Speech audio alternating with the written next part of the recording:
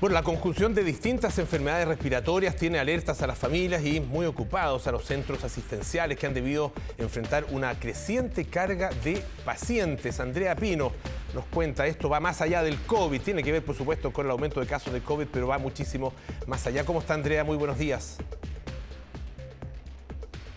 Hola Pablo, ¿cómo estás? Buenos días. Es la circulación simultánea de varios virus respiratorios el que tiene muy tensionado todo el sistema, toda la red asistencial. Queremos saber más. ¿Se puede tener más de un virus al mismo tiempo? ¿Cómo se manifiestan estas enfermedades? ¿Podemos diferenciar? Quizás estamos junto a la doctora Karen Apablaza, ella es pediatra de la urgencia de la Clínica Universidad de los Andes, para profundizar precisamente en esta circulación simultánea. Doctora, ¿cómo está? Buenos días. Hola Andrea, buenos días. Hola Polo. Doctora, respecto de este escenario que estamos viviendo, ¿es un escenario inédito? ¿Se había visto en años anteriores? ¿Cómo es el comportamiento de los virus respiratorios en otoño-invierno? Bueno, en realidad no habíamos visto este comportamiento de virus simultáneos. En realidad se adelantó un poco la campaña invierno en comparación con años anteriores. Obviamente, si comparamos con los años de pandemia, es prácticamente incomparable porque no había circulación de virus respiratorio. Pero para compararnos con la última campaña invierno, que fue el 2019, en realidad nosotros siempre veíamos un comportamiento habitual de los virus y una aparición progresiva de ellos. Este año estamos viendo que el invierno se adelantó y que efectivamente hay una circulación de virus simultáneo. Doctora, ¿cómo podemos, o más bien, podemos diferenciar entre los síntomas? Porque ya prácticamente en la población adulta todos se hacen PCR ante la aparición de síntomas, pero ¿podríamos diferenciar, por ejemplo, una parainfluenza, la influenza de SARS-CoV-2? Lamentablemente no, es muy difícil porque los síntomas son muy inespecíficos en ese sentido. La mayoría comienzan como un resfrío común, por lo tanto uno dice, bueno, es un resfrío, voy a esperar un poco. Pero la única forma de saber es identificando el virus para saber si es SARS-CoV-2 o es cualquiera de los otros que estamos viendo ahora. En el caso de los niños, sincicial sigue siendo el virus predominante. ¿Se puede también hacer quizás esa diferencia? ¿Hay algún examen que permita despejar? Y la pregunta quizás clásica, ¿en qué caso recurrir a la urgencia que sabemos están congestionadas? Así es. Bueno, para identificar los virus existen diferentes tipos de pruebas. En este momento el sincicial es el principal en los niños y para eso nosotros tenemos distintos tipos de exámenes.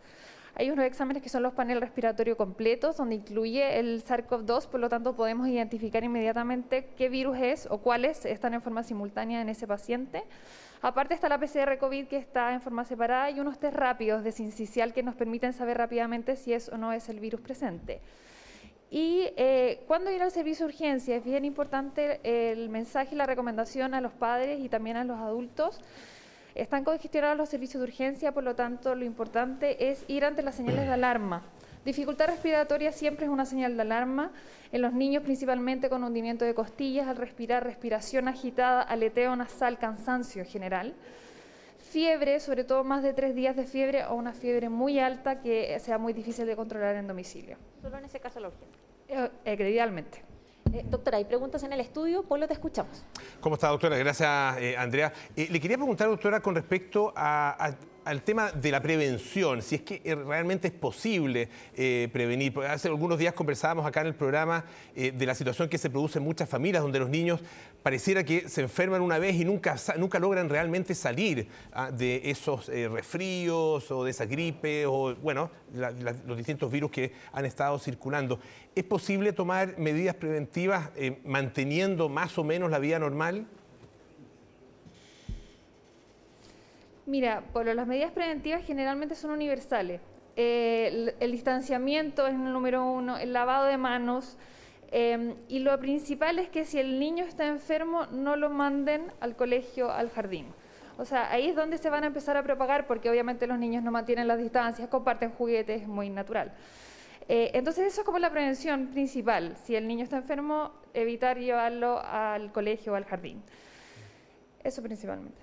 Perfecto. Doctora, respecto de los virus que una persona puede presentar, si hay más de un virus, ¿la manifestación puede ser más grave? ¿Puede estar más gravemente enferma una persona con más de un virus, un niño o un adulto? Así es. Bueno, con respecto a lo que preguntaba Polo antes también, esto de que se parece que no salen de ninguna enfermedad es porque pasan de un virus a otro, no alcanzan a recuperarse del anterior y vuelve a infectarse con uno nuevo. Por lo tanto, cuando es de forma simultánea, efectivamente pudiera ser más grave. O sea, una persona podría pasar varias semanas enferma saliendo de, por ejemplo, SARS-CoV-2 y caer inmediatamente. ¿Qué pasa con el sistema inmunológico en ese caso? ¿Se ve también afectado al salir de un virus probablemente? Exactamente, o sea, cuando uno está saliendo de un virus está con un sistema inmune que está enfocado hacia cierto virus, ¿cierto? Hacia cierta patología. Por lo tanto, uno siempre está un poco más débil. Y ahí es cuando entra otro virus en acción y puede agravar algo que partió con un virus anterior.